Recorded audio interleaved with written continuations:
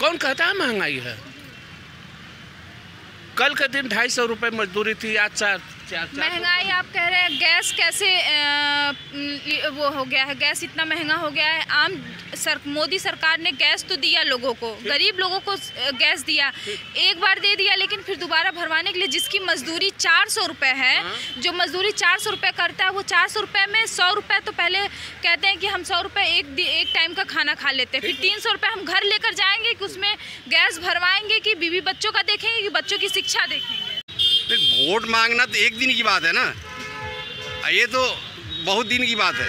Vote तो एक दिन के लिए है, ये तो जो आपको शिक्षा की बात है, ये तो सालों की शिक्षा देना है।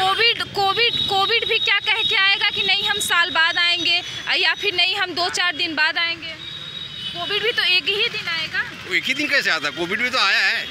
एक दिन में आएगा तो तुरंत हो जाएगा आपको कोविड। ऐसा तो नहीं कि नहीं हम 4 दिन लगेंगे, 4 दिन में आपको। कैंट विधानसभा का विधायक तो नकारात्मक है, सौरभ श्रीवास्तव है। ये योगी और मोदी के नाम पर लोग वोट दे रहे हैं भाजपा को, और हमें योगी ऐसा ही नेता चाहिए, मोदी जैसा ही नेता चाहिए, भले किसी दल से आवे। घाट पे तो ऐसे ही लाशें बिछी हुई हैं, उनको छुपाने के लिए ढका जा रहा था। गंगा में नदियों में ऐसी लाशें बह रही हैं। हम तो नहीं देखा कहीं बहते हुए, हम तो नहीं देखा। हम कैसे इसको माने?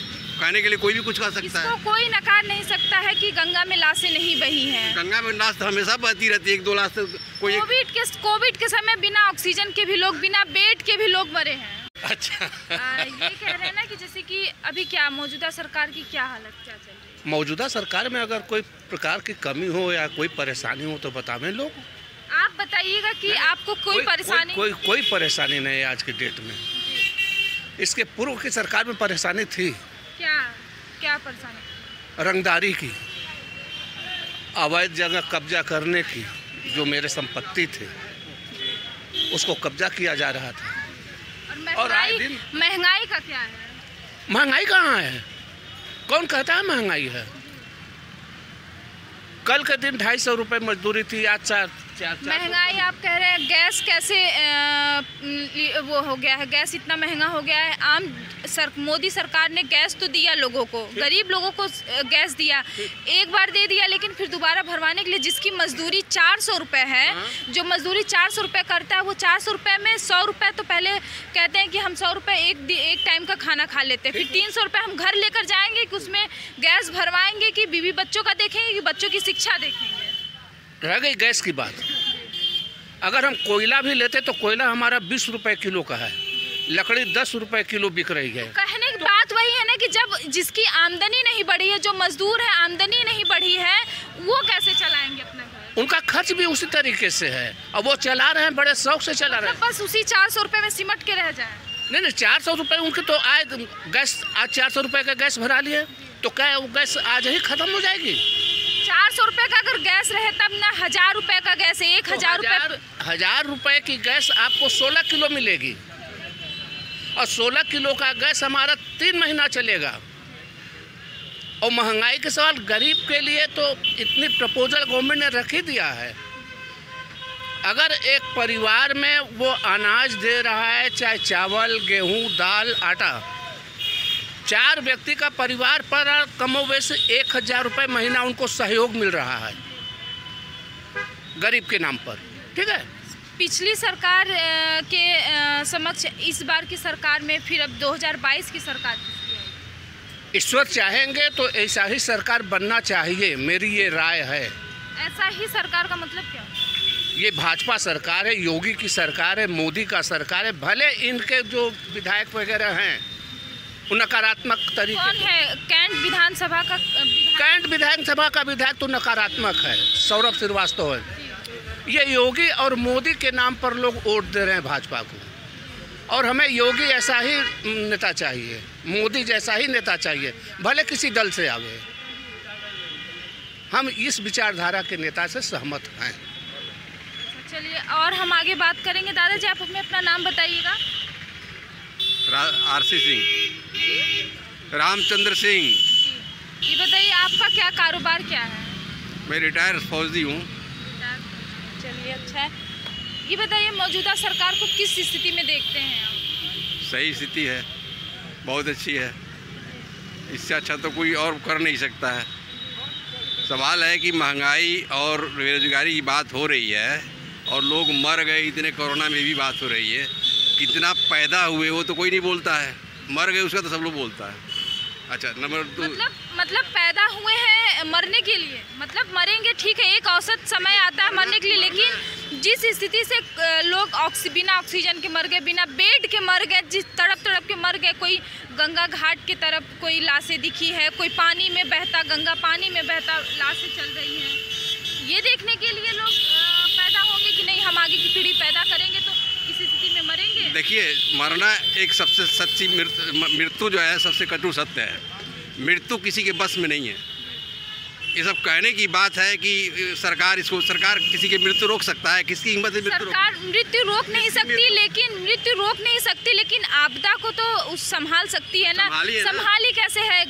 घाट पे तो ऐसे ही लाशें बिछी हुई हैं, उनको छुपाने के लिए ढका जा रहा था। गंगा में नदियों में ऐसी लाशें बह रही हैं। हम तो नहीं देखा कहीं बहते हुए, हम तो नहीं देखा। हम कैसे इसको माने?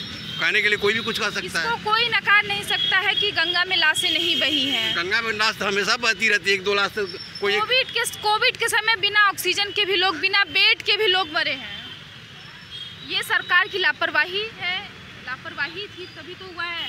आप कह रहे हैं कि सरकार की लापरवाही नहीं थी। ये प्रॉपर जो लोकल जो हॉस्पिटल है, जिस हॉस्पिटल से लोग मरे हैं, उस हॉस्पिटल की लापरवाही थी। सरकार की क्या लापरवाही? सरकार क्या करेगा? सरकार ही तो चलाती, सरकार ही तो हॉस्पिटल को देखेगी। हम चुनाव इसलिए तो देते हैं कि आने वाला कल हमारे लिए सही हो। तो सरकार देती है तो सरकार मतलब जहाँ तक कर सकती है उतना करी, जहाँ तक नहीं हो सकता वहाँ मरे। सरकार जितना है उसका क्षमता उतना ही न करेगी। सरकार किसके ऊपर? हमारे ऊपर है। और हम ही गलत कर रहे हैं, आप भी गलत कर, सब गलती कर रहा है, तो कौन किसको देखेगा? आप बताइए, सब लोग गलती करने के लिए सही आदमी कितने % है यहाँ? मजदूर बोलता है मतलब जो लोग मरे वो जो लोग कोविड में मर गए, जो कोविड में मर गए वो लोग ऐसे ही उनके परिवार जिनके अपने कोविड हमको भी हुआ था, लेकिन हमारी मृत्यु नहीं, हम नहीं मरे। जिनकी मृत्यु हुआ इसको कौन रोक सकता है? कोई नहीं रोक सकता है। जिसकी मृत्यु को रोक सकता है। दूसरी बात, मजदूर के बारे में आप बोल रही थी। मजदूर के 450, 300, 400 जो मजदूरी मिल रही है, ठीक है, 350। आज मजदूर कोई है? शिक्षा को किस स्तर पर देखते हैं?